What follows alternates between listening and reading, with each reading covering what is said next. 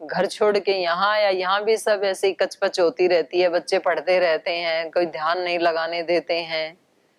यहाँ के फिर शिकायतें, बड़बड़ा रहा है। तेरी बड़बड़ाहट को निकालने के लिए यहाँ कचपच की है भगवान ने। इस कचपच में लगा ध्यान, और यदि यहाँ नहीं लगा सकता तो तू कहीं नहीं लगा पाएगा फिर।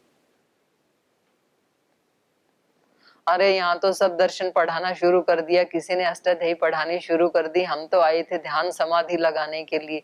तेरी समाधि इसी में लगेगी। पढ़ सूत्र, याद कर अष्टाध्यायी, याद कर दर्शन। आपको पता नहीं है ना कि कैसे भगवान हमारा रूपांतरण करना चाहते हैं। आपने आग्रह बना रखे हैं कि इस तरह की परिस्थितियां हो तो मैं करूंगा, नहीं तो मैं नहीं करूंगा। तो वही तो तोड़ना है आपका। आप सब निराग्रहों से, दुराग्रहों से मुक्त हो जाएं। मुझे तो करना है, कैसे भी करना है। जिसको जो प्राप्त करना होता है ना, वो फिर रास्ते नहीं देखता है कि इस रास्ते में कांटे हैं कि फूल बिछे हैं, जाऊं कि ना जाऊं। तुलसीदास जी को अपनी पत्नी से मिलना था तो शव बह रहा था नदी में, शव को नौका बना लिया अगले ने। और वहां सांप था तो उसी को रस्सी बना लिया। पता नहीं सांप था या नहीं था, जो भी है, पर जिस व्यक्ति को जो उपलब्धि करनी होती है वो देखता है ऐसे। जिसके सामने भगवान खड़ा है वो रास्तों को नहीं नापता है कि ये कितना लंबा रास्ता है या ये कितना ऊंचा नीचा रास्ता है। जिसको वैष्णो माता जाना है ना, ऐसे बुजुर्ग बुजुर्ग लोग जाते देखे, उनसे पूछे भी कैसे चढ़ोगे आप, आपके घर में तो आपसे वॉशरूम तक नहीं जाया जाता है। बोले माता रानी लेके जाएगी। वो नहीं परवाह करते हैं फिर रास्तों की। मतलब सब चीजें अनुकूल हो तब आप करोगे तो जरूरत ही क्या है फिर। ऐसा नहीं होगा। अगर आपका लक्ष्य सच्चा है तो आपको कोई रोक नहीं सकता है। और यदि आप अनुकूलताएं मांगते हैं, इसका मतलब आप सच्चे नहीं। आपको सुविधाएं चाहिए, आपको भगवान नहीं चाहिए। आपने अपने मन का एक बना रखा है ना जो, वो आपको चाहिए, आपकी डिमांड है। अब ठीक है, किसी व्यक्ति को पिक्चर हॉल चाहिए, किसी व्यक्ति को नीलकंठ चाहिए, अंतर क्या है? दोनों ने अपना अपना एक बना रखा है। भगवान चाहिए उसको तो भगवान चाहिए, वो किसी भी हालत में उसको प्राप्त करेगा। उसकी अभिप्सा, और हाँ, जो आपके लिए उचित परिस्थितियां होनी चाहिए, स्थान होना चाहिए, वहां भगवान अपने आप पहुंचा देंगे आपको। आप चिंता मत करो, आपसे तो ज्यादा ज्ञान है ना उनको। आप तो अपने इसी भाव में रहो कि मैं कुछ जानता नहीं हूं। ज्यादा ज्ञानी बनोगे फंस जाओगे, क्योंकि तुम ज्ञान के द्वारा ईश्वर को नहीं जान सकते हो। अनुकूलताओं से आप ईश्वर को नहीं पा सकते हो। व्यक्ति कहता है जी मैं तो कुछ जानता नहीं हूं, भगवान कहता है मैं बतेरा जानता हूं ना, तो चिंता क्यों करता है? तू बस मेरे को अपना मान ले, मेरी शरणागति में आ जा, तू इतना ही बहुत है, पर्याप्त है। और जहां तेरे को रखा है, जो तेरा कर्तव्य कर्म है, उसको तू 100% ईमानदारी से कर। विद्यार्थी है तो तेरे विद्यार्थी धर्म में कोई चूक नहीं होनी चाहिए, तो तू मेरे को पा सकता है। छोटे बच्चों ने भी पाया यहाँ पर, तो युवकों ने भी पाया, राजाओं ने भी पाया, कंगालों ने भी पाया, महिलाओं ने भी पाया। सब तरह के उदाहरण मिलेंगे आपको भारत में। तो किसी भी परिस्थिति में कुछ भी काम करते हुए किसी भी मत पंथ संप्रदाय में कोई भी कर्तव्य कर्म, गुरु नानक देव जी अपने खेतों में खेती करते थे, गृहस्थी भी थे, और लोग बोलते थे तो एक तरफ तो भजन में ध्यान में रुचि ऐसे बोलते हो, एक तरफ खेती करते हो, जाओ ना आश्रम में। आपको यदि भगवान की भक्ति करनी है तो किसी गुरुकुल में जाओ, किसी आश्रम में जाओ, किसी मंदिर में जाओ। वो अपने खेतों में पानी देते देते ही, कोई अपने वस्त्र बनाते बनाते, कोई अपने जूते बनाते बनाते, कोई अपने झाड़ू लगाते लगाते उन भावों को प्राप्त हो गई। क्योंकि करने वाले तो आप हो, स्थान थोड़ी है करने वाला। और जितनी उसके लिए आवश्यकता है उस स्थान की उपलब्धि भगवान खुद करा देंगे।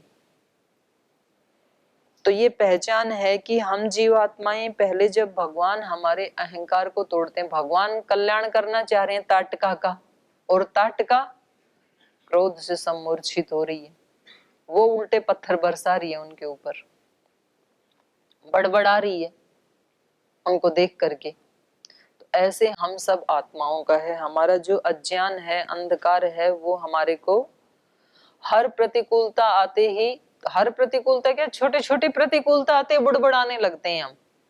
यहाँ कोई ध्यान लग सकता है बताओ? यहाँ तो शोर होते रहते हैं, यहाँ कैसे ध्यान लगेगा? तो ये हमारा बुड़बुड़ाना है, ये किसके कारण है?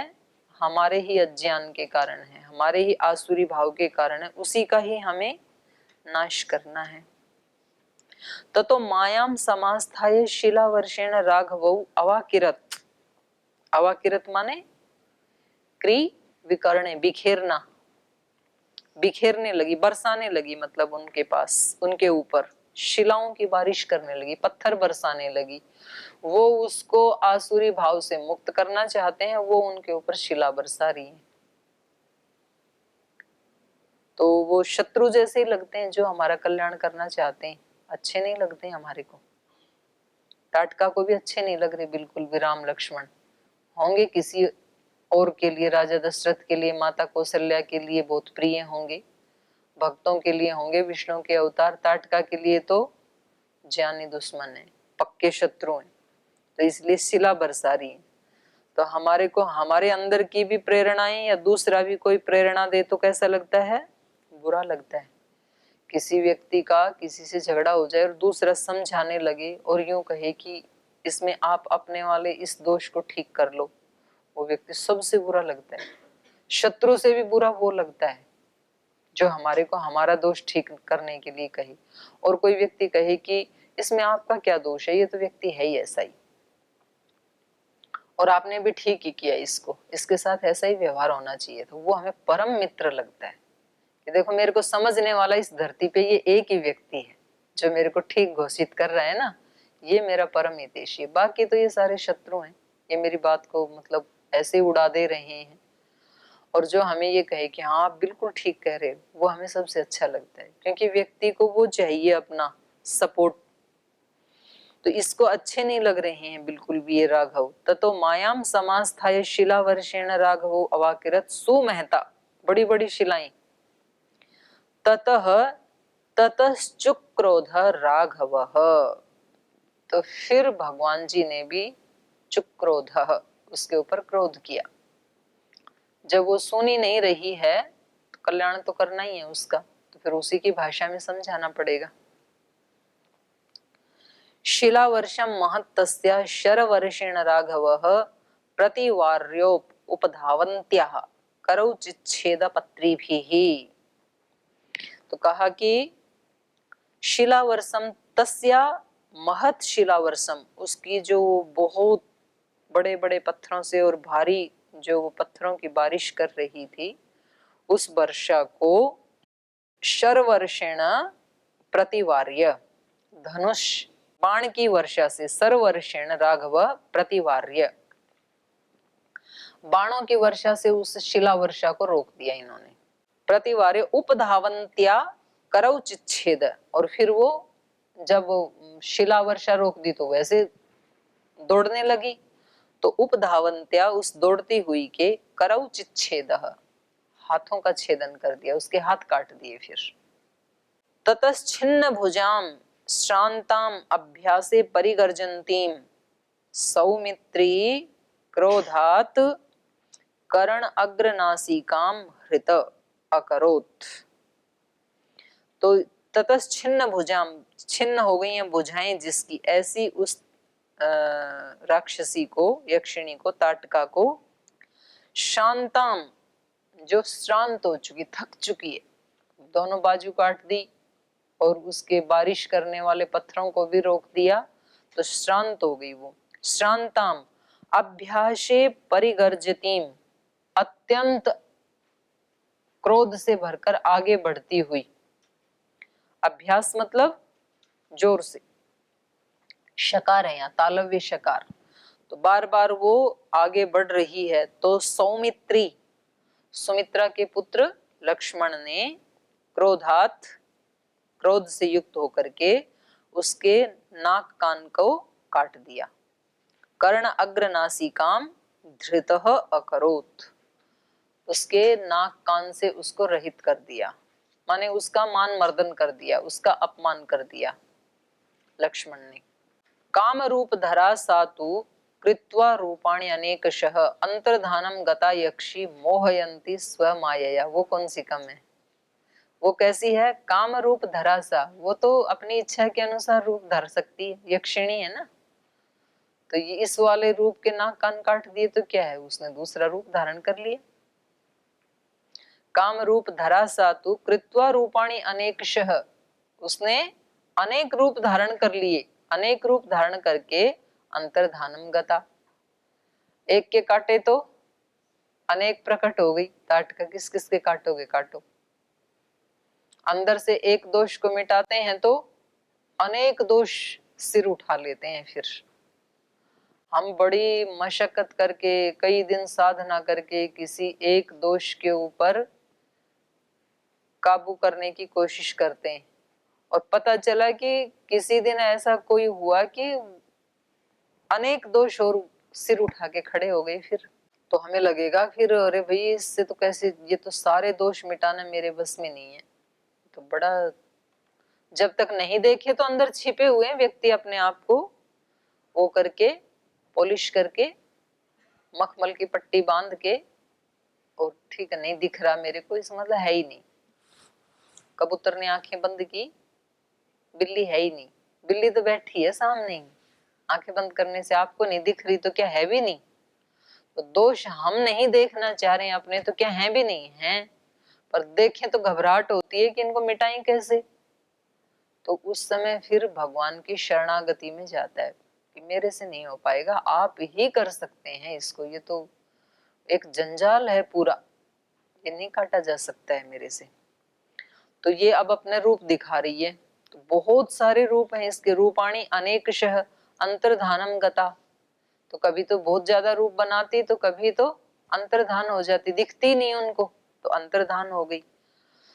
अंतर्धानम गता यक्षी मोहयंती स्वमायया, तो अपनी माया से इनको मोहित करती हुई, इनके चित्त को विचलित करती हुई।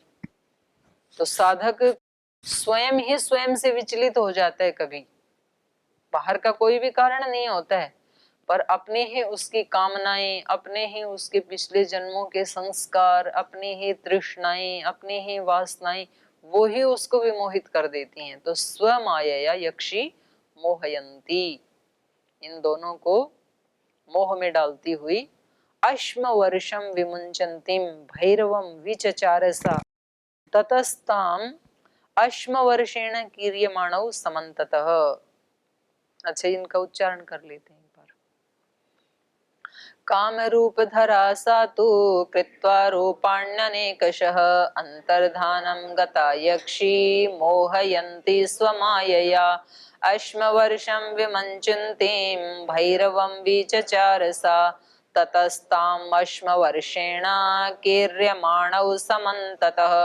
दृष्ट्वा गाधिसुतः श्रीमान् इदं वचनम् अब्रवीत् अलम ते घृणया रामा पौषेशा दुष्टचारिणी यज्ञ विघ्नकरी यक्षी पुरा वर्धेत मायया वन्ध्यतां तावदैषां पुरा संध्या प्रवर्तते रक्षांसि संध्या काले तु दुर्धर्षाणि भवन्ति हि इत्युक्त्वा स तां दक्षिणीम् अश्मवृष्ट्याभिवर्षिणीं दर्शयन् शब्दवेधित्वं तां रुरोध स सायकैः सारुद्धा बाणजालेन मायाबलसमन्विता अभिदुद्रावकाकुत्स्थं लक्ष्मणं च विनेदुषि तामापतन्ति वेगेन क्रियान्ताम् अश्निमेरिव शरेण उरसी विव्याधः सापपात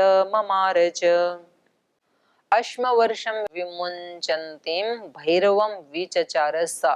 तो इस प्रकार से वो अंतर्धान हो गई और अश्मवर्षं विमुञ्चति, पत्थरों की वर्षा करती हुई, पत्थर छोड़ती हुई, भैरवम विचचार, बहुत भीषण आवाज उसने की। भैरवम विचचार सा ततः ताम अश्म वर्षेण कीर्यमाणो समन्ततः। तो तब वो चारों तरफ से जो पत्थरों की वर्षा कर रही थी, समन्ततः सब तरफ से उसको देख करके, दृष्टवा देख करके, गाधी सुतः, गाधी के पुत्र, गाधी ऋषि हैं, उनके पुत्र हैं विश्वामित्र, गाधी सुतः श्रीमान इदम वचनम अब्रवीत। तो विश्वामित्र ने, जो श्री से युक्त हैं, दो प्रकार की श्री होती है, एक धन ऐश्वर्य और दूसरा आंतरिक ऐश्वर्य, आध्यात्मिक ऐश्वर्य। सत्यम यशः श्रीरमयी श्री ही श्रेयताम, दो बार श्री श्री कहा वहां पर, एक अभ्युदय का श्री, एक निश्रेयस का श्री, दो प्रकार का ऐश्वर्य। तो ये भी श्रीमान है, श्री वाले। तो ये जो विश्वामित्र श्रीमान हैं, इन्होंने उसको इस तरह से बारिश करते हुए देख करके इदम वचनम अब्रवीत, ये वचन कहे। अलम ते घृणया राम, राम अब दया करना बंद करो। देखो इस समय घृणा शब्द जो है वो नेगेटिव अर्थ में होता है, उस समय घृणा का मतलब क्या था? कृपा। अलम घृणया, इस पे कृपा करने से बस करो, बस इस पे ज्यादा और दया मत दिखाओ। दया, घृणा मतलब दया। अलम ते घृणया रामा पापैषा दुष्टचारिणी, ऐशा दुष्टचारिणी पाप, इसके ऊपर दया दिखाना पाप है, क्योंकि ये दुष्ट आचरण करने वाली है, ये दुष्टाचारिणी है। यज्ञ विघ्न करी यक्षी, ये यज्ञ कार्यों में विघ्न डालने वाली है। तो यज्ञ मतलब जो भी शुभ कर्म है, जितने भी, उन सबको यज्ञ कहा जाता है। तो ये शुभ कार्यों में विघ्न डालने वाली, हमारे शुभ कार्यों में जो जो विघ्न डालती हैं हमारी भावनाएं, वो सब ताटका ही है। हमारे शुभ कार्यों में विघ्न कौन डालते हैं? गुरुकुल के बच्चे शोर मचाते हैं, किसी के सहपाठी विघ्न डालते हैं, किसी के रूममेट, किसी के क्लासमेट, नहीं, वो नहीं डालते हैं। हमारे अंदर की जो अस्थिरता है वो विघ्न डालती है। तो ये यक्षी कैसी है? यज्ञ विघ्न करी, अच्छे काम करने नहीं देती है ये यक्षी, यज्ञ में विघ्न डालती है ये। हम अपने जीवन को यज्ञ में बनाना चाहते हैं, लेकिन हमारी जो चंचलताएं हैं, हमारी जो ब्लेम करने वाली वृत्तियां हैं, हमारी जो तप न करने वाली आलसी प्रमादी वृत्तियां हैं, वो क्या करती हैं? जीवन को यज्ञ में बनने नहीं देती, यज्ञ में विघ्न डालती हैं वो। तो इसलिए ये कह रहे हैं यज्ञ विघ्न करी यक्षी, ये ताटका यक्षी कैसी है? यज्ञ कार्यों में विघ्न डालने वाली है ये। पुरा वर्धेत मायया, ये पहले से ही माया के द्वारा बहुत बढ़ी हुई है, बढ़ जाती है ये माया से। वध्यताम, वध्यताम तावद एव एषा, पूरा संध्या प्रवर्तते, इसलिए जब तक संध्या ना हो ना, उससे पहले पहले इसको मार दो।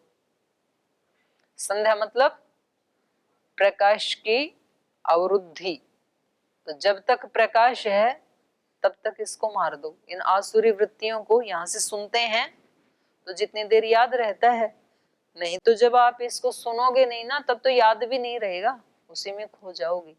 तो जब तक ये ज्ञान का प्रकाश है, गुरुजनों का, सदग्रंथों का, जब तक प्रकाश हमारे पास है, तब तक ही इन आसुरी वृत्तियों का नाश कर दो, संध्या से पहले पहले। क्योंकि रक्षांसी संध्या काले तो दुर्धर्षिणी भवंती ही। आसुरी शक्तियां संध्या काल होने पर दुर्धर्षिणी भवंती ही, अपराजित हो ही जाती हैं। संध्या होने के बाद आसुरी वृत्तियां बहुत शक्तिशाली हो जाती हैं, प्रकाश में वो कमजोर पड़ जाती हैं। इसलिए तो बोलते हैं भूत प्रेत आए तो दिया जला देना। इनकी संध्या काल में इनकी शक्तियां बढ़ जाती हैं। आसुरी शक्तियों का टाइम होता है सूर्यास्त के बाद। भूत प्रेत से डर कब लगता है? दोपहर में नहीं लगता, रात को लगता है, थोड़ा भी बाहर जाने से, क्योंकि अंधकार में ही वो बढ़ती हैं। हमारे अंदर जब तक ज्ञान का प्रकाश है, जब तक ईश्वर भक्ति का, कर्म योग का, ज्ञान का, भक्ति योग का, इनका जब तक प्रकाश है, तब तक आसुरी वृत्तियों का वहां पर पैर टिकते नहीं है। उनका साम्राज्य हमारे अंदर बढ़ता ही तब है जब हमारे अंदर इनमें से कोई भी ना रहे, अंधकार हो जाए, आलस्य प्रमाद हो जाए, वहां सारी चीजें आ जाएंगी।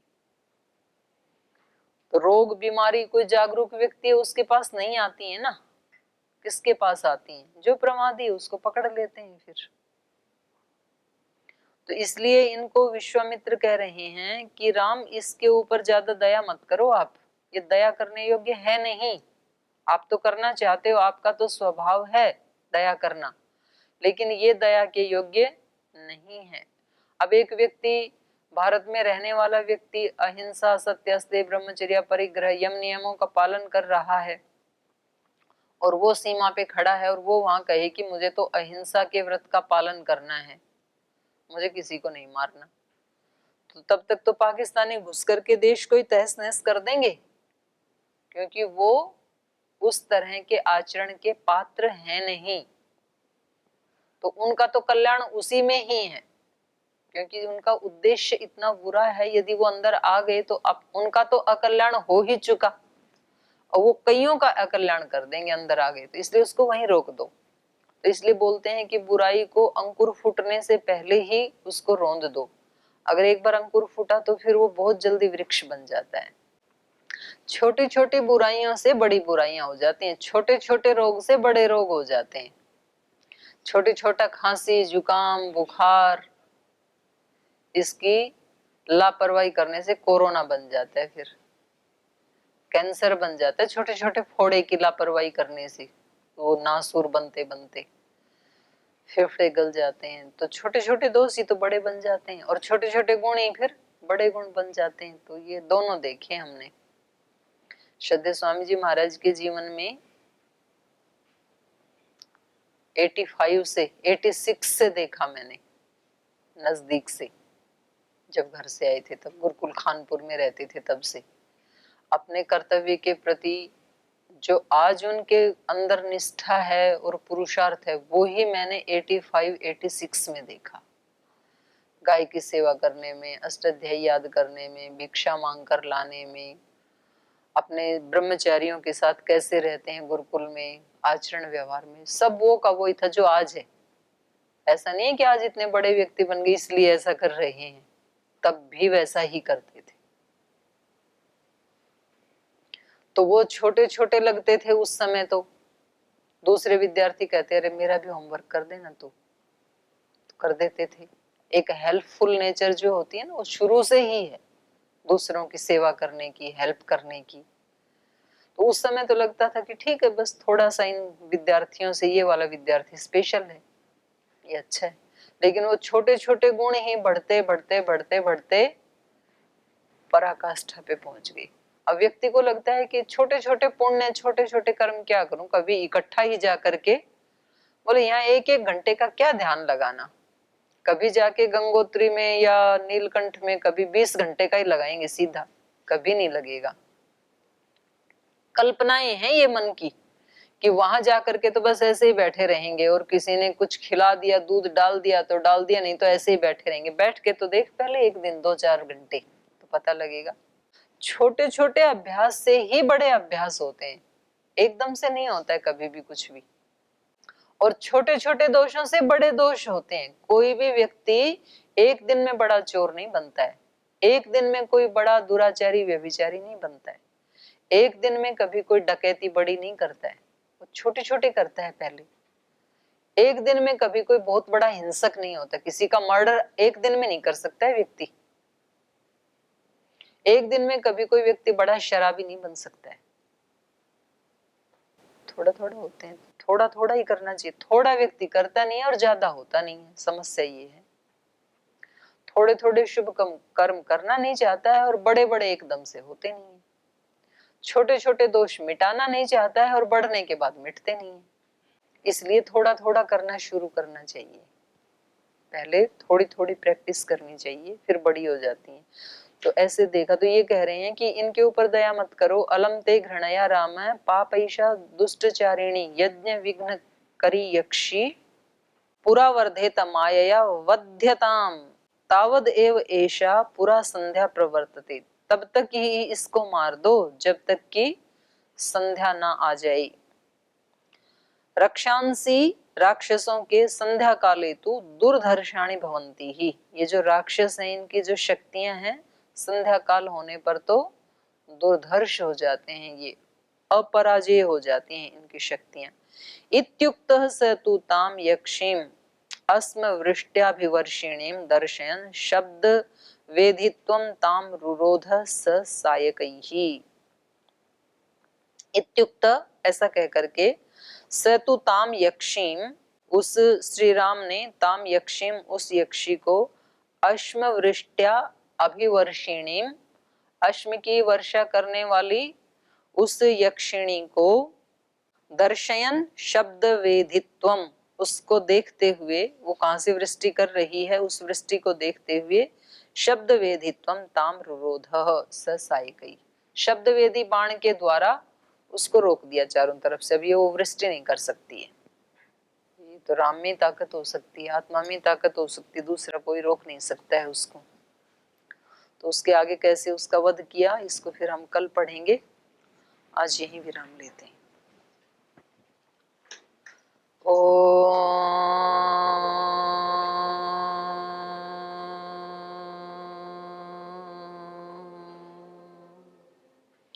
शांति शांति शांति।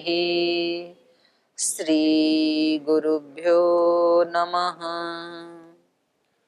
राम का गुणगान करिए, राम का गुणगान करिए। राम प्रभु की भद्रता का सभ्यता का ध्यान धरिए, ध्यान धरिए। राम का गुणगान करिए, राम का गुणगान करिए। राम के गुण गुण चिरंतन, राम के गुण गुण चिरंतन। राम गुण सुमिरन रतन धन, राम गुण सुमिरन रतन धन। मनुजता को कर विभूषित, मनुज को धनवान करिए, ध्यान धरिए। राम का गुणगान करिए, राम का गुणगान करिए। राम का गुणगान करिए। राम। ओम श्री गुरुभ्यो नमः।